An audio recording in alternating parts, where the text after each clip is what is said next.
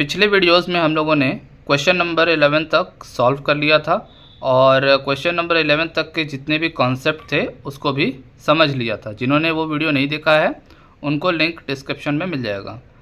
Question number 12 और 13 की बात करें तो इसमें हमें स्क्वायर करना है, ठीक है, नंबर्स का स्क्वायर करना है लेकिन डिफरेंट मेथड से। पहला आपका डिस्ट्रीब्यूटिव मेथड है और दूसरा डायगोनल मेथड है। तो चलिए दोनों मेथड समझ लेते हैं और दोनों मेथड से कैसे स्क्वायर किया जाता है वो भी जान लेते हैं, फिर इन दोनों क्वेश्चन को भी सॉल्व किया जाएगा। स्क्वायर करने का डिस्ट्रीब्यूटिव मेथड जानने के लिए सबसे पहले ये जान लेते हैं कि डिस्ट्रीब्यूटिव प्रॉपर्टी क्या होती है। डिस्ट्रीब्यूटिव प्रॉपर्टी कहती है कि किसी भी ब्रैकेट के बाहर किसी भी नंबर का अगर मल्टीप्लाई हो रहा है तो उस नंबर का मल्टीप्लाई ब्रैकेट के अंदर जितने भी टर्म्स हैं सब में होगा। इसीलिए इसका नाम डिस्ट्रीब्यूटिव है, बिकॉज ये जो बाहर नंबर है मल्टीप्लाई में ये सब में मल्टीप्लाई होकर डिस्ट्रीब्यूट हो जाएगा। जैसे कि अब इसको अगर सॉल्व करेंगे तो क्या लिखेंगे, 2 × 3 प्लस 2 × 4। अगर आप लोग फर्स्ट चैप्टर रैशनल नंबर पढ़े होगे तो उसमें भी ये प्रॉपर्टी पढ़ाया गया होगा।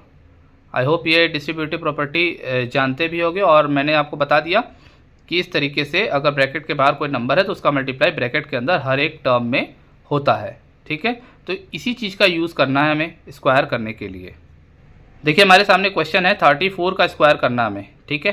34 का स्क्वायर करना है तो सबसे पहले हम 34 का स्क्वायर करने का मतलब क्या होता है, 34 × 34, ठीक है। 34 का 34 में मल्टीप्लाई करना है। अब हम 34 को क्या लिख सकते हैं, 34 को लिख सकते हैं 30 + 4, ठीक है। और इस वाले 34 को भी इसी तरीके से लिख सकते हैं 30 + 4, ठीक। अब ब्रैकेट टू ब्रैकेट या मल्टीप्लाई हो रहा है तो कैसे होगा, 30 का मल्टीप्लाई ब्रैकेट में और 4 का मल्टीप्लाई ब्रैकेट में।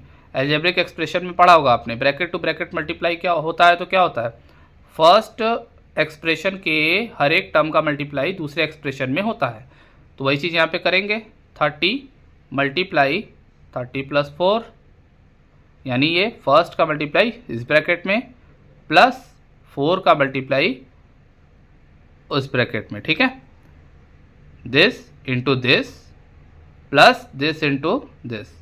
अब यहाँ पे आप डिस्ट्रीब्यूटिव प्रॉपर्टी यूज़ कर लो, 30 का मल्टीप्लाई दोनों में करेंगे तो क्या हो जाएगा, 30 × 30 प्लस 30 × 4। उसी तरीके से यहाँ पर आ जाएगा 4 × 30 प्लस 4 × 4। यहाँ पर डिस्ट्रीब्यूटिव प्रॉपर्टी लगाई गई, यहाँ पे भी डिस्ट्रीब्यूटिव प्रॉपर्टी लगाई गई। अब इसको मल्टीप्लाई करके ऐड कर देना है, ये आ जाएगा आपका 900 और ये आ जाएगा आपका 120, ये आ जाएगा 120 प्लस 16। अभी सबको क्या कर देंगे, ऐड कर देंगे, 1156 आ गया, ठीक है। आई होप ये मेथड समझ गए होगे, इसमें कुछ नहीं करना है। जो भी नंबर का स्क्वायर करना है उसको इस तरीके से लिख लेंगे, फिर उसको हम एडिशन के फॉर्म में भी लिख सकते हैं और सब्ट्रैक्शन के फॉर्म में भी लिख सकते हैं।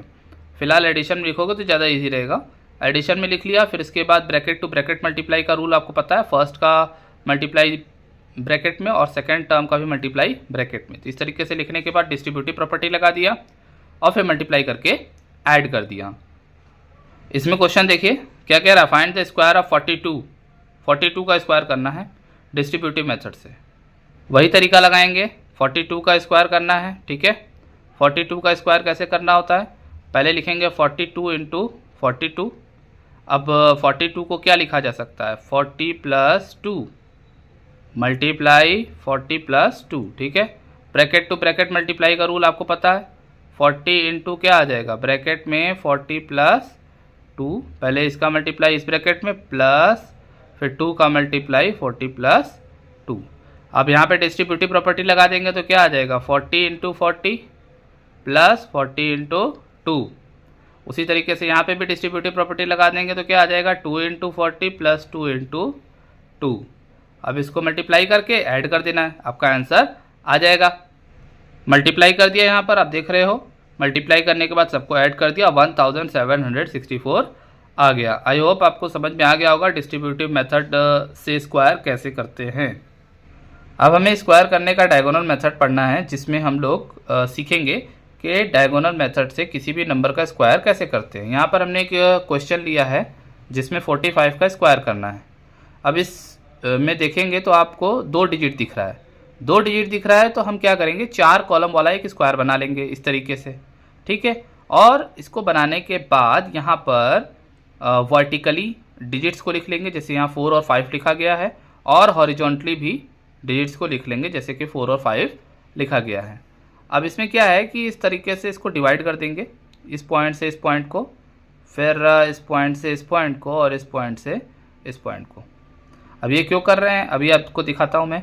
अब जैसे मल्टीप्लाई करेंगे, 4 का मल्टीप्लाई इसमें करके यहाँ लिखना है, 4 का मल्टीप्लाई 5 में करके यहाँ लिखना है। 4 का मल्टीप्लाई 4 में करेंगे तो आएगा 16, तो 16 का मतलब हो गया 1 और 6, ठीक है। फिर 4 का मल्टीप्लाई 5 में करेंगे तो क्या आता है 20, तो 4 5 जा 20 यानी 2 और 0।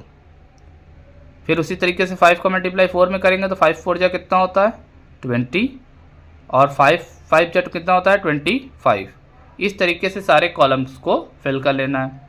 फिल करने के बाद ये जो इस तरीके से ऑब्लिकली डिवाइड किया गया है उसमें जो डिजिट्स हैं उनको सम करेंगे। अब इस ऑब्लिक के नीचे से 5 है तो लिख लेंगे 5। इस ऑब्लिक में अगर देखोगे तो 0 + 2 + 0 है तो ये आ जाएगा 2। इस ऑब्लिक में अगर देखा जाए तो 2 + 6 + 2 है, इसको ऐड करेंगे तो आ जाएगा 10, ठीक है। अब 10 आ गया, 2 डिजिट का आ गया, तो क्या करेंगे इसमें 0 को रहने देंगे और 1 को उधर आगे वाले में कैरी दे देंगे, और लास्ट में आपका है 1, ठीक है। इस वाले ऑब्लिक में क्या है 1, तो यहाँ 1 लिखा और यहाँ से 1 कैरी आया तो 1 + 1 कितना हो जाएगा 2, तो ये डिजिट हो गया। तो एक तरीके से जो 45 का स्क्वायर हमको मिला वो क्या मिला 2 0 2 5, तो ये आपका स्क्वायर आ गया। एक क्वेश्चन और देखते हैं ताकि आपका कॉन्सेप्ट क्लियर हो जाए। अब यहाँ पे 91 का स्क्वायर करना है तो फिर से हम क्या करेंगे, एक स्क्वायर बना लेंगे जिसमें 4 चेम्बर होगा और उसको ऑब्लिकली डिवाइड कर लेंगे, ठीक है। इस तरीके से डिवाइड करने के बाद आपको पता है 2 डिजिट है तो यहाँ पर 9 और 1 वर्टिकली भी लिख देंगे और हॉरिजॉन्टली भी लिख लेंगे, और फिर मल्टीप्लाई करना है। 9 का 9 में मल्टीप्लाई करेंगे तो इस तरीके से 81 यहाँ पे लिखा जाएगा, ठीक है। और 9 का 1 में करेंगे तो आएगा 9 1 जा 9। अब आप सोचोगे सर यहाँ पे 2 कॉलम है, 9 1 जा 9 से कैसे फिल होगा, तो 0 9 लिखेंगे। 9 1 जा 9 से 2 डिजिट फिल नहीं होगा तो हम 0 9 समझ कर यहाँ पर 0 और 9 लिखेंगे। समझ में आ रही बात। फिर उसी तरीके से 1 का 9 में मल्टीप्लाई करेंगे तो क्या आएगा 1 9 जा 9, तो 9 के लिए मैंने क्या बताया, क्या लिखना है 0 9। 1 1 जा 1, 1 के लिए भी उसी तरीके से क्या लिखेंगे 0 और 1। फिर इसमें जो ऑब्लिकली डिवीजन हुआ है उस तरीके से इसको ऐड कर देंगे। यहाँ पर आपका आ जाएगा 1, कोई दिक्कत नहीं है। यहाँ पर अगर आप ऐड करो 9 + 0 + 9 तो 18 आएगा। 18 में भी हम 8 को लेंगे और 1 को आगे बढ़ा देंगे। इस वाले अगर ऑब्लिकली डिवीजन में देखो तो 0 + 1 + 0 है, इसका मतलब 1 आएगा, और 1 यहाँ से भी आ रहा है तो 1 + 1 कितना हो जाएगा 2, ठीक है। और लास्ट वाले ऑब्लिकली कॉलम में आपका 8 है तो 91 का स्क्वायर क्या आया 8 2 8 1। क्लियर है। लास्ट क्वेश्चन है क्वेश्चन नंबर 13 जिसमें 56 का स्क्वायर करना है इसी डायगोनल मेथड से, तो इसको भी कर लेते हैं। डायगोनल मेथड से ही सॉल्व करना है तो वही रूल फॉलो होगा जो ऊपर मैंने 2 क्वेश्चन बताया। इसमें इस तरह से स्क्वायर बनाने के बाद इसको ऑब्लिकली डिवाइड कर लेंगे। डिवाइड करने के बाद यहाँ पर 5 6 5 6, ठीक है।